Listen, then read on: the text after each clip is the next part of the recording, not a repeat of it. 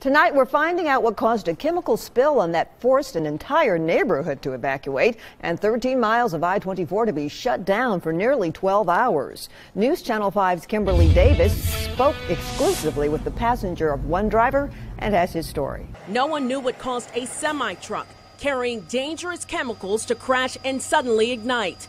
And another semi left mangled on the other side of the interstate in Rutherford County. This trailer was smack in the lane, and there's nothing you can see that it was there. This never-seen-before dashcam video shows the moments when a semi driven by Elizabeth Mochko clipped the side of an abandoned utility trailer left in the middle of I-24 with her husband, Mike, sleeping in the cab.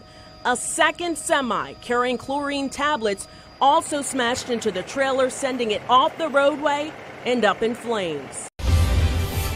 Forward 1/3 of the vehicle has been impacted. You're listening to the live press conference right there in Rutherford County. Let's listen in to the EMA officials. Are those trucks being evacuated right now, or what's the situation with them? Right now, we're trying to see what we can do to deviate traffic and get people turned around. If we have to, then we'll have to evacuate people on foot if it looks like it's going to be an issue, because traffic stacks so thickly coming in the westbound lane that odds are we're not going to be able to turn them around. Do you have any buses that you could bring in to get those people out of there? We could, but that would take too long, so we'd probably have to evacuate on foot down to the 89, but we haven't gotten to that point yet. What about emergency responders? There are chlorine tablets. Again, these are pool chemicals, so there are chlorine tablets on board. We don't know exactly what the rest of the materials are. We're primarily going off the placards that were indicated on the side of the truck, which are oxidizers and corrosives. Talk about putting more water on these tablets. You said it's going to make another smoke cloud. Yeah, oxidizers react to water and can cause some off-gassing when it comes into contact with water. So that's going to put more chemicals into the air than have been saturated already. So we've got to get it under control. So that's why we're doing an evacuation measure as a preemptive measure to protect the public downwind. What about the emergency responders? We've seen a lot of them outside directing traffic. Are you worried about their safety? No, not right now. The persons that are doing the attack are on full respiratory protection, so they're protected. We've got a lot of resources here, along with some Nashville Fire Department resources to help us with the resources we were short on. So we pretty much got that under control. What is next? What is your next plan of attack for this? Well, once we bring this under control is the remediation of the site, and that will take a little while. We have one truck in the median. That's the one that's not impacted by fire, and then one that's off the interstate in the woods, and that's the one that's been impacted with the fire, with the hazmat. How far are people stacked up on the highway? Do you know how long? I have not heard how far the queue is. Do you know how long it can take to clear all that? I don't know. Hours? Probably.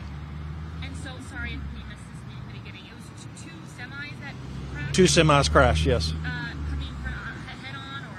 I don't know whether it was head on or not. I haven't been able to see the impact value of the truck that's on fire because of the hazmat situation, so I haven't been able to get my eyes on that. And both drivers transported? To my knowledge, one has. I don't know about the other. Has anyone else gone to the hospital because of the effects of the smoke in the air?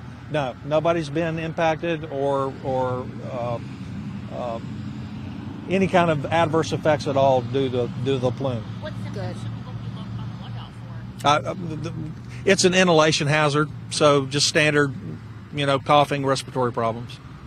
Okay. And if you're having respiratory problems, go to the doctor? Yeah, go to your doctor. Can you tell us your name? My name is Tim Hooker. I'm the Assistant Director of the Office of Emergency Management for Rutherford County. Okay, what kind of time can we expect another briefing? We'll do it in 2 hours. So it's 6:30 now, 8:30. All right, thank you very All right. much for your Thank you. time.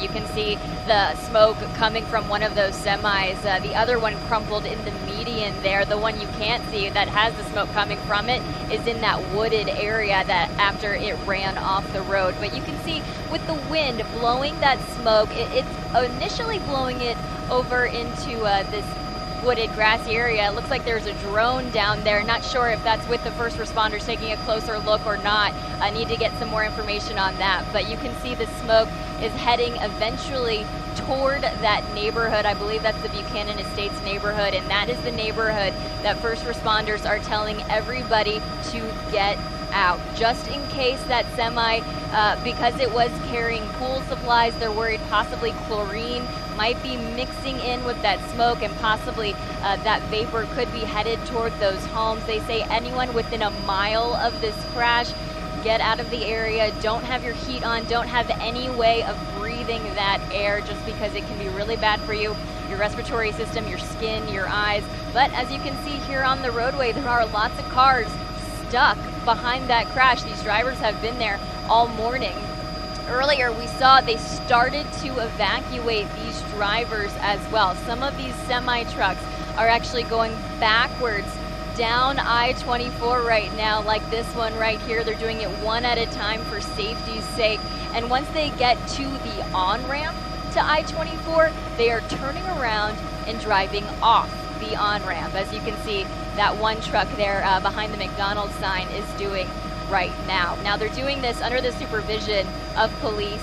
T-Dot, you can see that yellow T-Dot truck right there. And they're going into this gridlock right here, but at least they're getting away from the scene of the accident, just in case there is chlorine mixed into that smoke, which could be very bad health-wise for everyone in the area.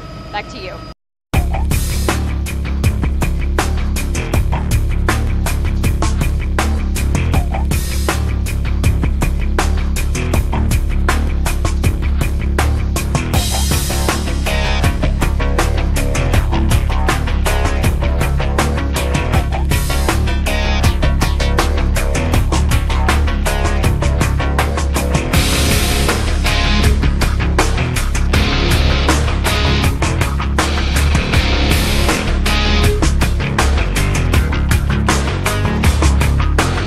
I think at this point we're asking everybody to shelter in their homes, just as a precaution. Over 150 homes were evacuated as officials deal with the hazardous material and fire inside the truck.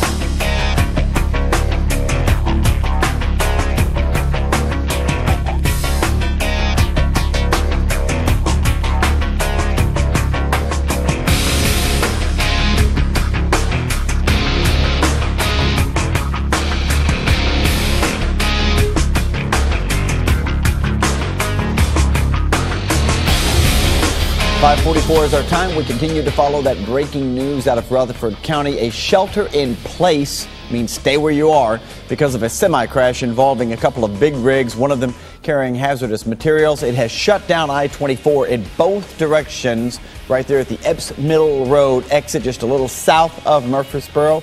A plume of smoke in the air that could be dangerous due to the chlorine on fire in that area.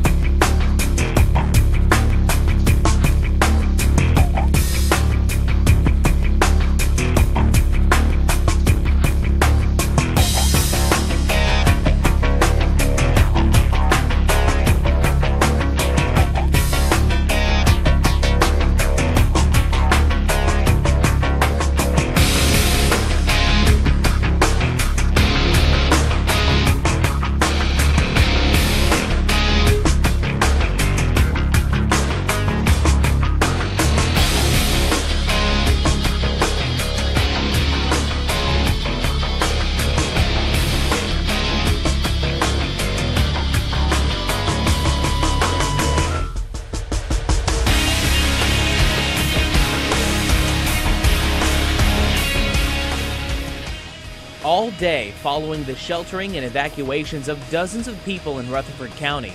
The estimated reopening times for portions of I-24 affected by the chlorine spill kept getting pushed back. Highway Patrol is doing their best to work the crash and to get the interstates reopened.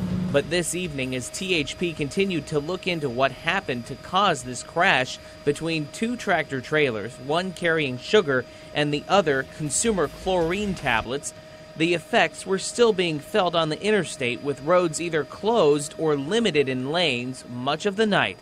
Many people who live nearby are back home tonight after being told to shelter in place and then evacuate. I woke up about 4 a.m. to a call from the Rutherford County Sheriff's Department notifying us that we're going to be evacuated probably. Rutherford County EMA says on average there are 8,000 tractor-trailer transports across the county on a daily basis. They say while it's impossible to know exactly how much hazardous material comes across the county's roads each day, all transports carry at least some form of hazardous material, a fact that was made plainly clear this morning in a plume of ominous smoke.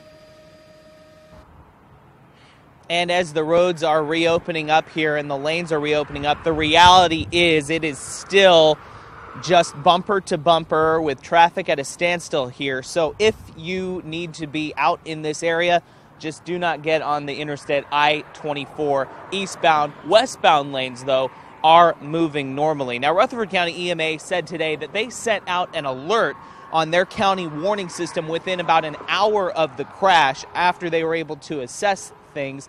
Then they also sent out an alert on the NOAA weather radios about a half hour after that. Reporting live in Rutherford County, Jason Lamb, News Channel 5. What a mess behind you. Thank you, Jason. So how dangerous is the chlorine that filled the air today? Experts tell us if you were exposed, you would have immediately and definitely smelled that chlorine. It's an irritant that inflames tissue, which means you could experience a burning sensation in your nose or have a bad cough. The CDC says it could take up to 24 hours to feel these effects. If you have those symptoms or feel winded or have a heaviness in your chest, you need to get medical help immediately.